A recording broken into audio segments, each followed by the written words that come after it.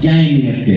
એક સારા સંસ્કાર અને એક સારું શિક્ષણ, જેની પાસે સારા સંસ્કાર અને સારું શિક્ષણ હોય ને એને દુનિયાની કોઈ તાકાત રોકી ન શકે।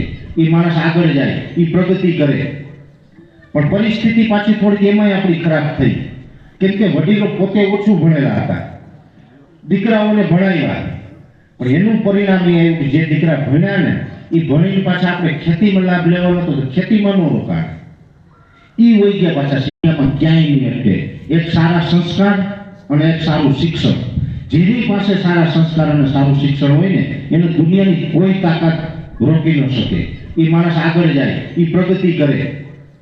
પણ પરિસ્થિતિ પાછી થોડી એમાંય આપણી ખરાબ થઈ, કેમ કે વડીલો પોતે ઓછું ભણેલા હતા, દીકરાઓને ભણાવ્યા, પણ એનું પરિણામ એ આવ્યું કે જે દીકરા ભણ્યા ને એ ભણીને પાછા આપણે ખેતીમાં લાભ લેવાનો હતો તો ખેતીમાં ન રોકાણ, એ વહી ગયા પાછા